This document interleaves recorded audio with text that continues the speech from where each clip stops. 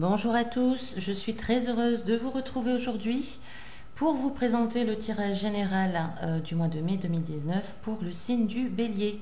Donc signe solaire en Bélier ou signe ascendant en Bélier. Ne gardez que ce qui résonne en vous, que ce qui vous parle. C'est un tirage général, il ne vous est pas adressé personnellement.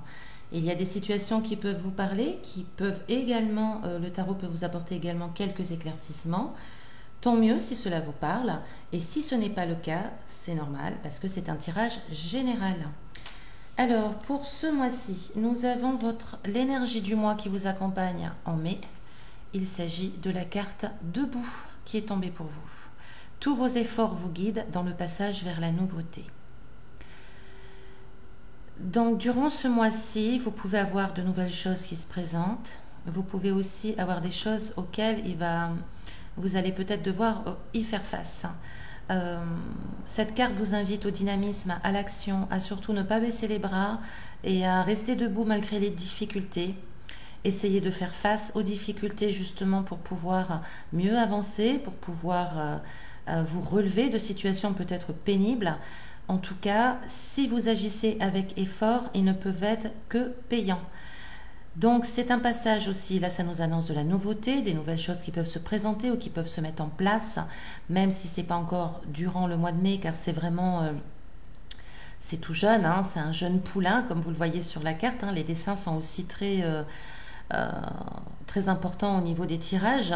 Donc c'est au mois de mai, c'est un début vers la nouveauté, vers de nouvelles choses. Et il est important pour vous de rester debout malgré l'adversité, de vraiment faire du mieux que vous pouvez pour conserver les efforts produits et les continuer justement pour aborder cette nouveauté qui arrive. Alors, dans le domaine sentimental, nous avons en situation de départ. Alors, dans un passé proche, pour certains d'entre vous, il y a pu avoir comme une relation qui a pu être un peu très difficile quand même. Une relation qui a pu être même toxique ou complètement irrationnelle, assez nocive finalement. Il y a pu avoir de fortes tensions par rapport à cette relation, ou alors un détachement, une distance qui s'est installée, une absence. Donc, que vous soyez en couple ou célibataire, là, si cette situation vous parle, dans un passé où vraiment ça a été une relation assez difficile, assez complexe, et qu'une absence est survenue ensuite, hein, est-ce que c'est un éloignement physique? Est-ce que c'est un détachement au sein du couple? Quoi qu'il en soit, cela a créé des tensions hein, dans la famille, dans la relation de couple. Cela crée vraiment de vives tensions et c'est comme si on était en froid. Hein. On peut ressentir là une sensation où on est en froid. C'est assez tendu quand même. Alors sachez que le roi des coupes dans son aspect inversé, il représente un petit peu tout le côté négatif de l'amour, c'est-à-dire la dépendance affective, les reproches à outrance, les colères, les chantages affectifs, voilà un petit peu toutes ces choses-là. Donc c'est un petit peu ce qui a pu se produire dans votre relation, à savoir peut-être qu'il y avait une dépendance affective qui était un peu lourde finalement, et ça a entraîné à force un certain élan toxique en fait dans votre couple. Alors pour les célibataires, il peut s'agir aussi peut-être de manque, d'absence d'amour en fait. D'absence d'amour et c'est quelque chose qui peut être pesant. C'est quelque chose qui peut être pesant et assez mal vécu et ça crée des tensions. Ça peut créer des tensions au fond de vous-même. Alors au mois de mai...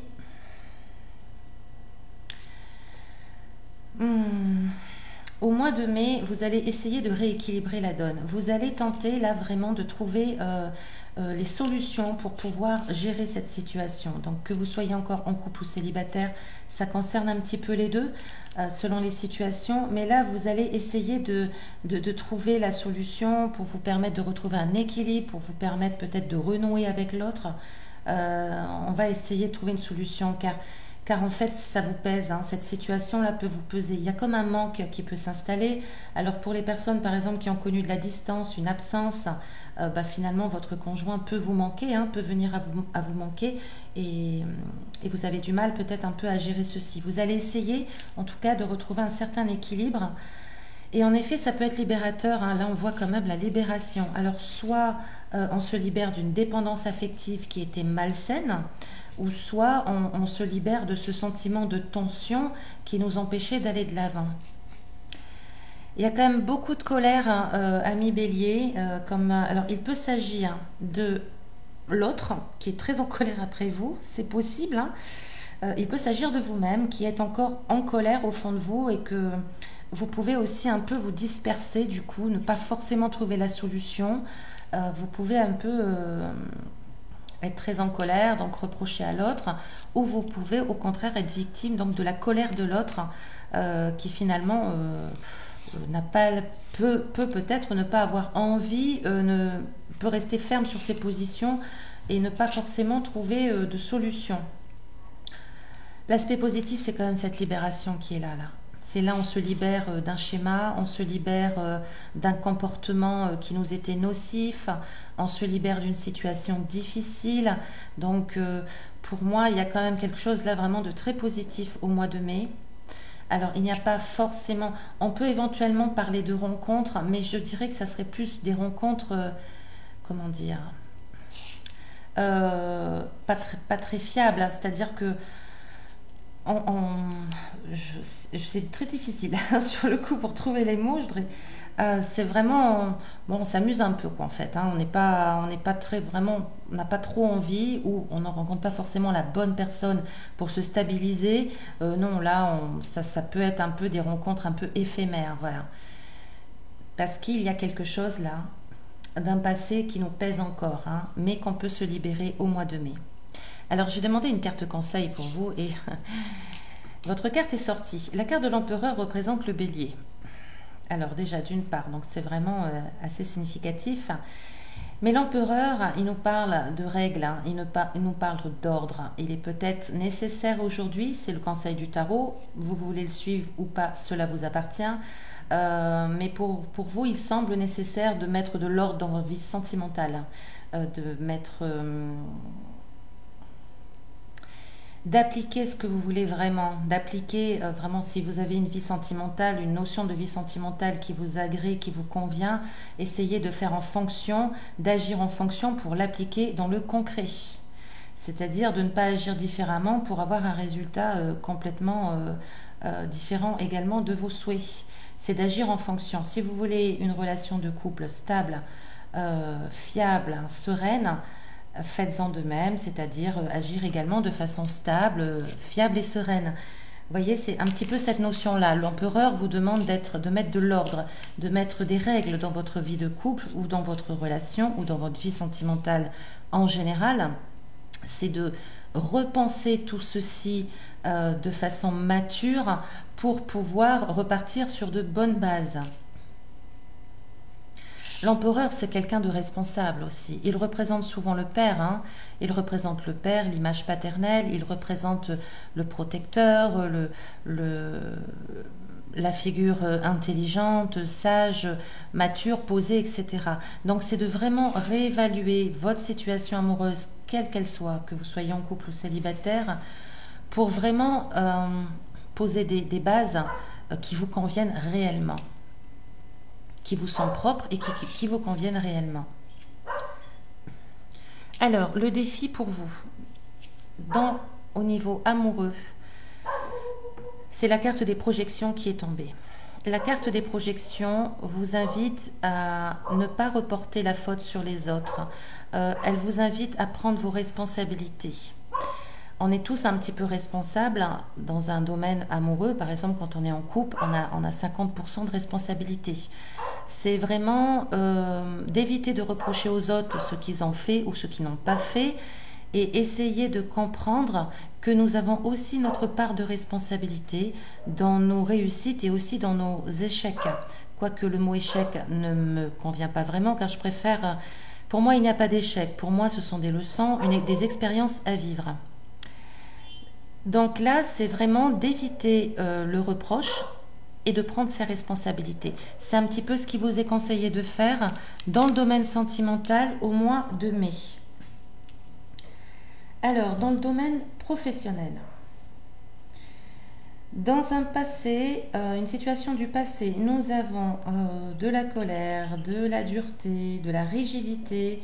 Nous avons aussi un manque de confiance en soi, certaines incertitudes. Il y a pu avoir des situations assez floues où on ne savait pas trop où se diriger. On a pu perdre un peu confiance en soi-même, confiance aux autres. Il y a pu avoir un personnage dans notre entourage professionnel qui s'est montré extrêmement dur, extrêmement violent dans ses mots, dans ses paroles, peut-être même méchant, avec des paroles acérées, vives. Quoi qu'il en soit, on a voulu évoluer, on a voulu sortir de là, hein, et c'est ce qui s'est passé. C'est ce qui s'est passé. On a évolué, on est sorti un petit peu de cette mauvaise passe ici, là, pour pouvoir rebondir. Et en effet, au mois de mai, c'est plutôt bon. Excusez-moi, j'ai le toutou qui, voilà, qui s'exprime. Donc, nous avons un regain là d'enthousiasme, hein, au niveau professionnel en mai. Là, on repart sur de bonnes bases. On décide de repartir, on décide de rebondir. Vous allez avoir un choix important à faire. Et là, il vous est demandé de choisir avec le cœur et non pas avec que le côté matériel. On vous invite ici à choisir avec votre cœur, avec votre âme, pour savoir ce que vous avez envie de réaliser dans votre travail. Mais là, on repart sur de bonnes bases. On se délivre de toute addiction. On se délivre complètement de ce côté matériel qui peut être trop prenant, peut-être. Donc là, on se délivre complètement de ça et on est dans l'endurance, on est dans l'action. Alors, on va devoir peut-être un petit peu se battre, hein, c'est-à-dire que cette carte vous invite à ne pas vous reposer sur vos lauriers. Elle vous invite à continuer de travailler, à continuer d'agir, à continuer d'avancer. C'est un très beau mois de mai là au niveau professionnel avec un choix assez important à faire. Vous aurez peut-être un choix à faire entre une situation professionnelle et une autre, et vous allez surtout écouter la voix du cœur et pas forcément le côté matériel. Par exemple, si vous avez un des deux emplois, c'est un exemple hein, dans lequel vous allez gagner plus d'argent, si l'autre vous convient mieux au niveau de votre sensibilité, au niveau de votre de ce que vous désirez créer, etc., vous irez plutôt vers celui qui vous parle plus, qui vous fait vibrer au fond de vous. Voilà, l'endurance est demandée, on tient bon, on est tenace et on avance, on produit. Donc c'est un très beau mois de mai au niveau professionnel. Votre défi professionnel, c'est le compromis. Amis Bélier, on vous demande de composer ce mois de mai. C'est-à-dire qu'on vous demande d'entendre les autres, d'écouter les autres, de faire entendre votre voix, mais aussi d'écouter les autres et de trouver des compromis, une entente. Surtout, évitez la dispute, évitez le désaccord, trouvez toujours des compromis pour pouvoir vivre cette situation professionnelle au mois de mai du mieux que possible. Enfin, pour votre mission de vie, alors nous avons beaucoup de sensibilité, beaucoup d'émotivité, d'émotion. Nous avons quand même quelque chose où on ne veut pas le reconnaître et on est un petit peu dans l'énergie d'action, de séduction. C'est comme si vous mettiez un peu de côté votre sensibilité, c'est comme si vous ne vouliez pas trop la voir, mais elle est là, elle fait partie de vous, hein. Donc on est un peu plus dans une énergie d'action, une énergie aussi un peu séductrice quand même, hein.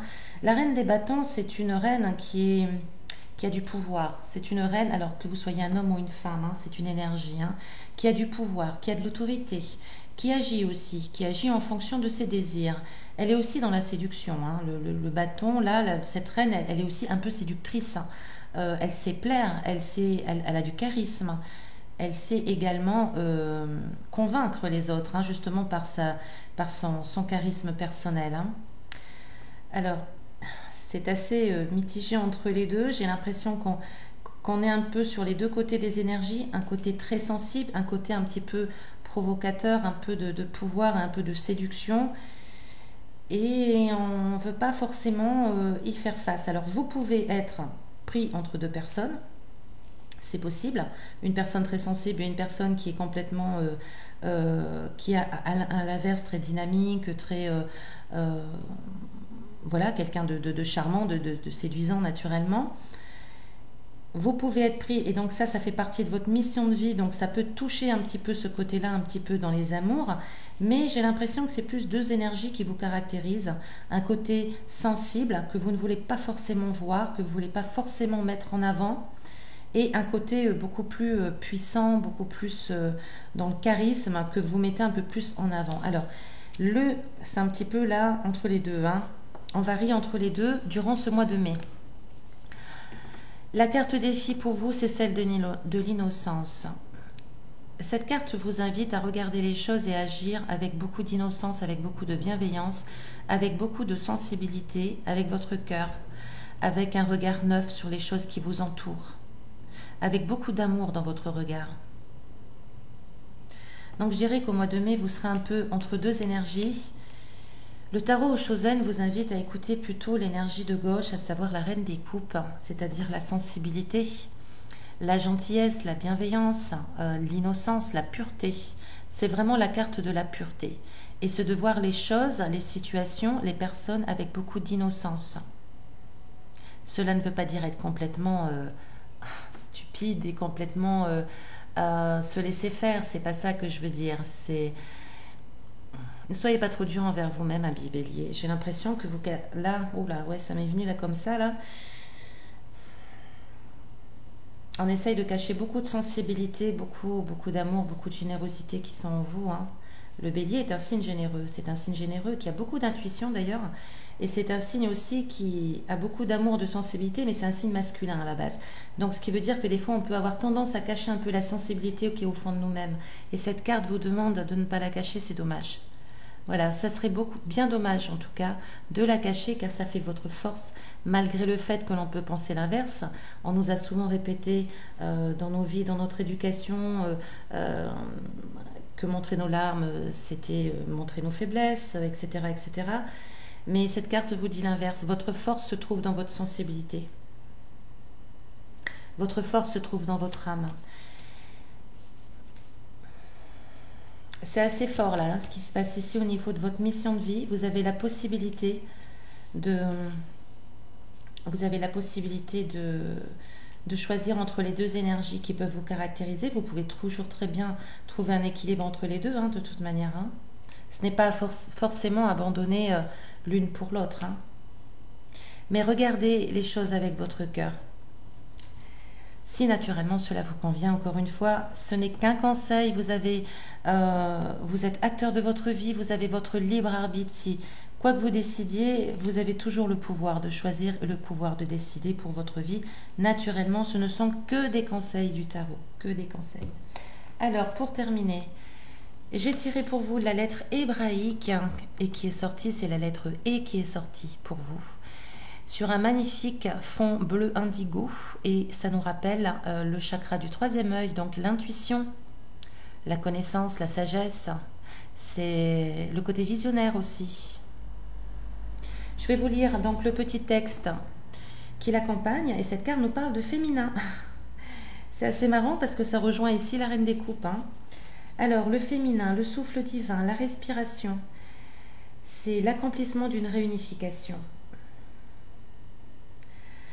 Alors, cette carte vient nous dynamiser. Elle nous invite à respirer en conscience, ce qui dépasse la notion d'un simple exercice. L'air que nous respirons l'est aussi par tous nos frères et sœurs de l'humanité, que nous les aimions ou non, par les animaux et les végétaux. L'atmosphère de la planète représente également son champ vibratoire, dans lequel nous baignons tous et dont nous sommes responsables. Respirer en conscience devient ainsi un acte d'unité au grand potentiel guérisseur qui nous rapproche de notre réalité divine. Et il nous invite à ouvrir les fenêtres de notre être pour l'accueillir dans nos profondeurs intimes et le laisser circuler sans chercher à le retenir. C'est une magnifique carte conseil qui vous est donnée par les lettres hébraïques. Encore une fois, il s'agit d'un tirage général. Ne gardez que ce qui résonne en vous car il ne vous est pas adressé personnellement. Ça peut être des conseils qui peuvent vous éclairer, tant mieux. Si ce n'est pas le cas, ce n'est pas grave car c'est un tirage général. Je vous remercie de votre écoute, de votre fidélité. Je vous remercie pour tous vos gentils commentaires. Je vous dis à très bientôt. Passez un agréable mois de mai et comme toujours, prenez soin de vous.